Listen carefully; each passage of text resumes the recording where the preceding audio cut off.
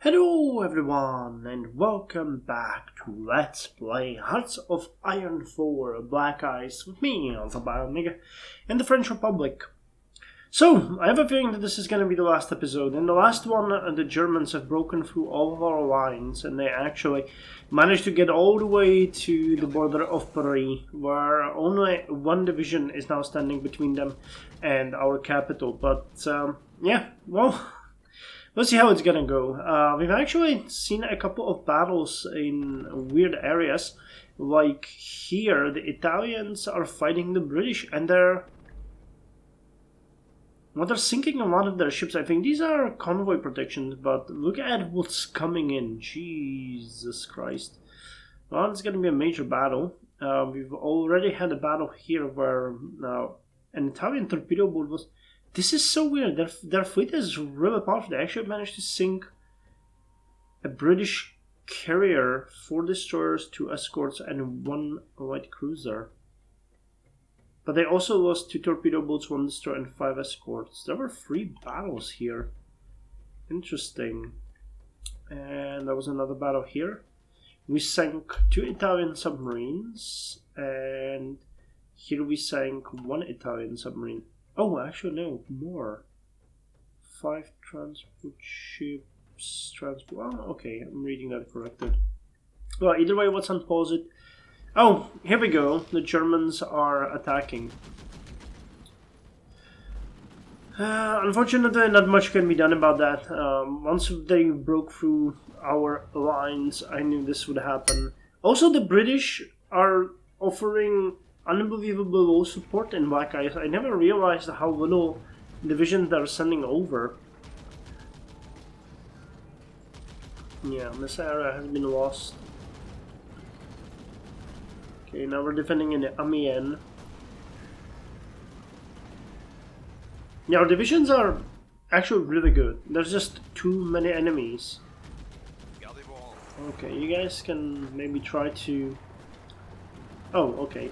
Well, I was about to say you can try to defend that area, but... Okay, let me try to push them back. Okay, they threw in a Panzer division.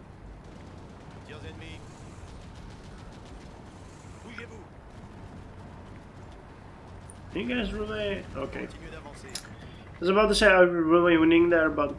Yeah. Can we send more reinforcements to Paris? Jesus. Yeah, they got us all over the line. But the Maginot is holding, that's... Really... And... Paris has fallen. While fighting still rages elsewhere in the French Republic, reports have come in of German troops entering Paris. The capital was declared an open city by the French forces moments before their last unit retreated. Several columns of German troops recreated the Prussian victory parade of 1871 by marching down the Champs-Élysées, while Parisians looked in stunned silence. Military experts predict that the collapse of the French Republic is imminent. And the Second Vienna Award. A treaty has been signed at Vienna following German arbitrations that will see northern Transylvania restored to Hungarian rule. The territory had previously been awarded to the Kingdom of Romania upon the conclusion of World War I, leading to a bitter dispute. Are these the first of many borders to be adjusted? Now that a new order seems to have been established in Europe, we shall see how long this lasts. So how close are we now to giving up? 36%, but I'm pretty sure there is a ticker or something that's gonna force us to give up. Mobilize the economy, war propaganda, increase operatives. Oh, this one is lost because... Yeah, we lost Paris. Let's get the S40 chassis. Okay, support this defense. Versailles. You guys are retreating. Actually, you guys get the hell out of Dodge and go here.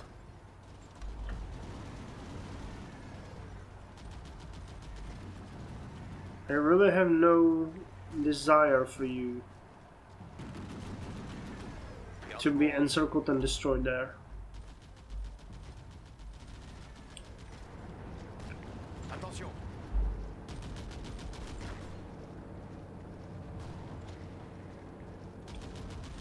You can't take the rail. That actually sucks because it means you have to pass through here. And if they actually do take this territory, it means you guys will be encircled. Okay. Tirs ennemis. Gardez vos rangs. Continuez d'avancer. That is not good. Yeah, these divisions are encircled. And there's no port. Well, okay, at least we'll pull you guys. Yeah, I pretty much gave up at this point. There's no way we can hold this area. Treaty of Craiova. More concessions have been forced on the Kingdom of Romania, with the Kingdom of Bulgaria reclaiming southern Dobruja. The territory was annexed by Romania in 1913 after the Second Balkan War, and is still mostly populated by ethnic Bulgarians and Turks. Regardless of the reasoning, the Kingdom of Romania now stands significantly weakened. That is true. Okay, so what's our 42%?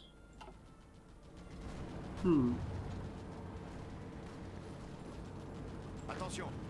Yeah, but they got us completely carved. Okay, what about the navies? Okay, it was a battle here. And there's another one raging in. Chinese weapons deal. Okay, we got 25 political power.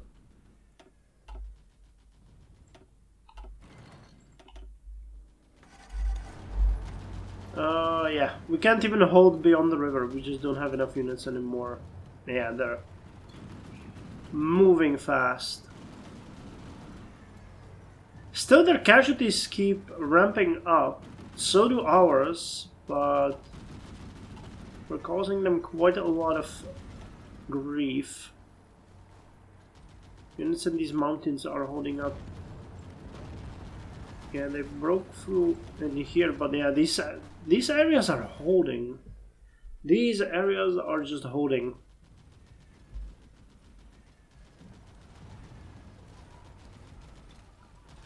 Well, we're being pushed. How's the airfights going?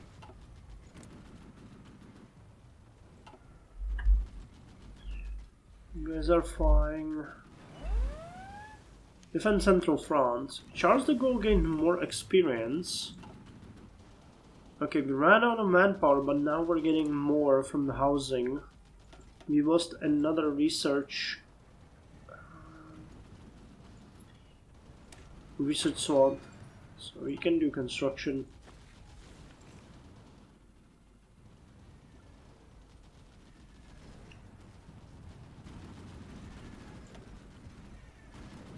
Yeah, the overwhelming. Look at those sizes of those armies. Jesus Christ. Norway has capitulated. Kingdom of Romania has joined the Axis. Earlier today, German Reich and Kingdom of Romania issued a joint statement that the latter has now been formally granted membership status of the Axis.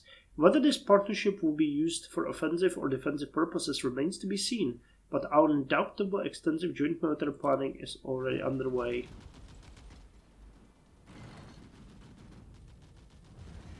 Yeah, our units keep retreating.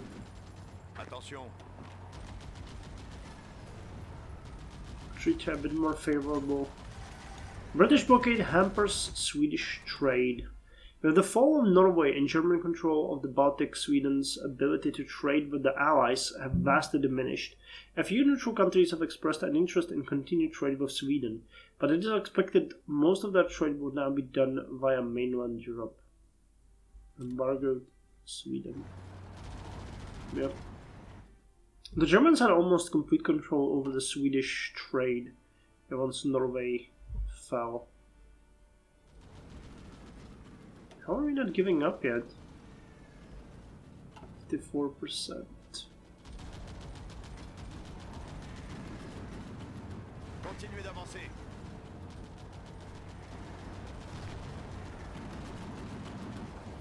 Repli. Okay, you retreat, guys. Attention. You stay here because we need to have a way to pull back. Pareil.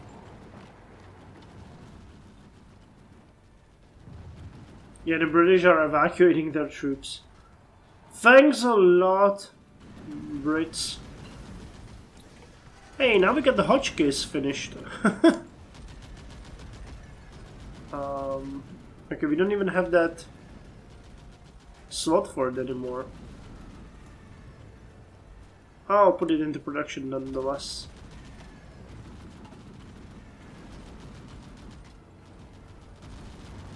Attention. Tirs ennemis. I don't really think you should attack Gardez vos here. rangs. Gardez vos rangs. No, guys. Gardez vos rangs. Retreat. Attention.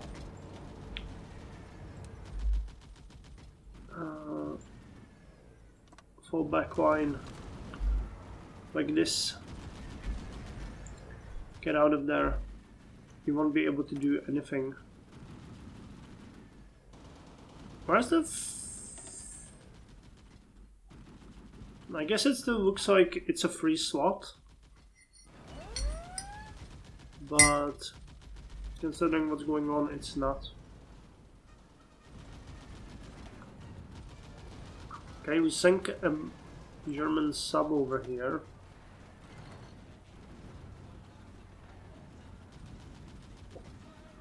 We fought some of their submarines over here. Oh, this is nice. We managed to sink the German battleship Schlesien, a destroyer, a torpedo boat, and 10 of the naval bombers. We lost 10 bombers, 1 destroyer, and 4 fighters. Okay. How are we gonna deal with the rest here? Come on. Is there any chance we can do at least something here? I don't think so, honestly. There's just so many enemy divisions. Yeah.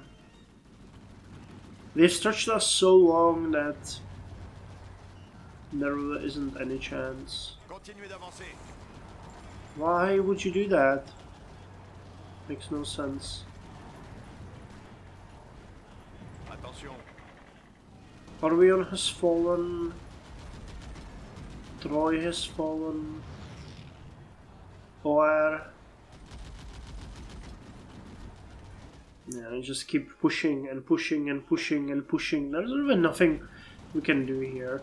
But interesting, Maginot is still holding. That's amazing. Which is where we're most likely raking up the casualties. Nearly 300,000 Germans have died there.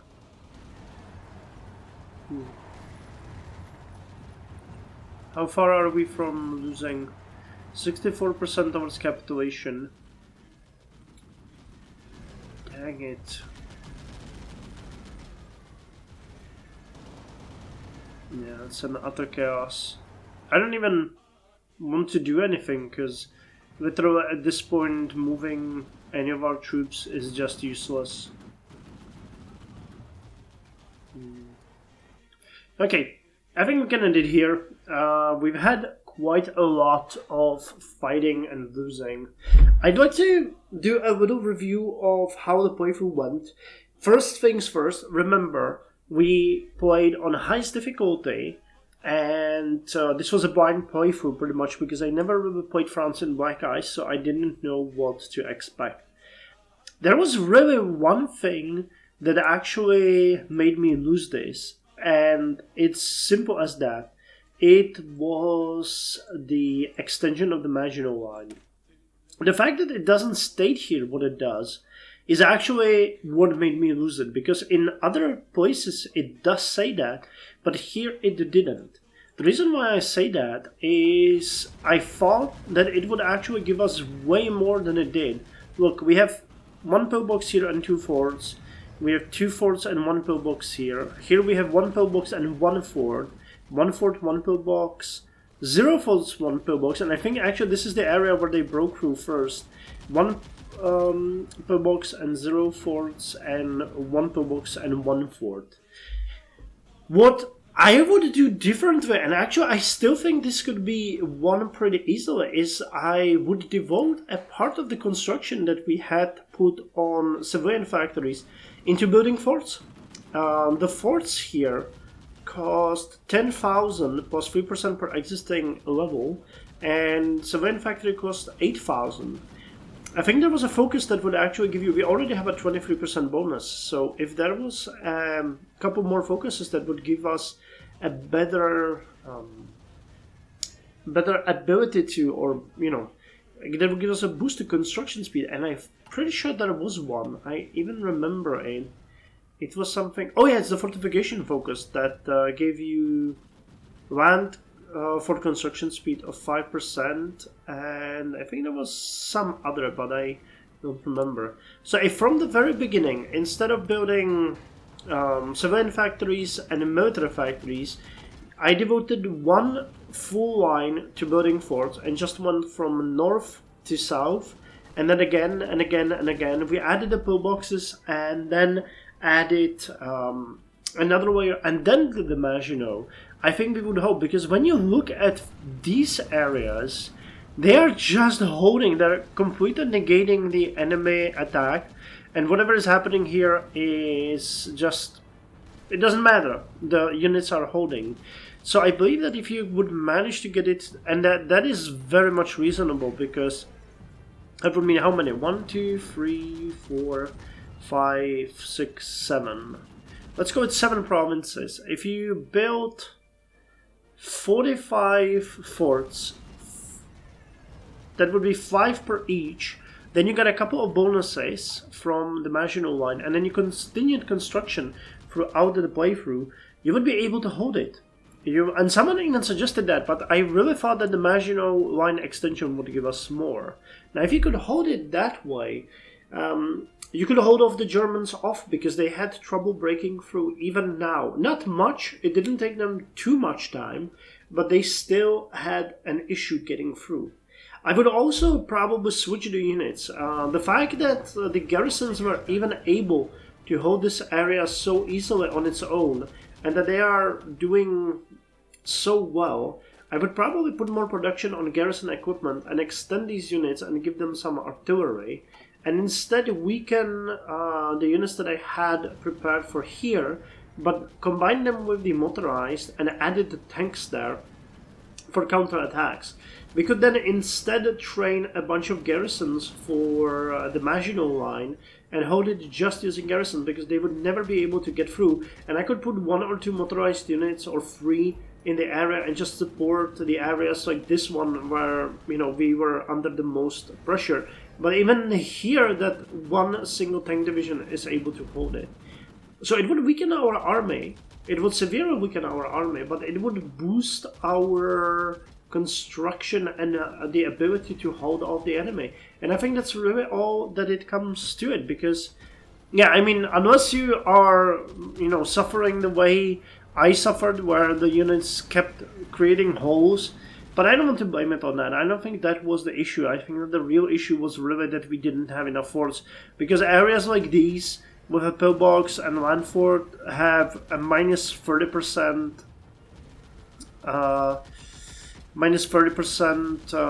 reduction to enemy attack, and when there are 3 adjacent provinces, you just have a couple of tank divisions and you just push through.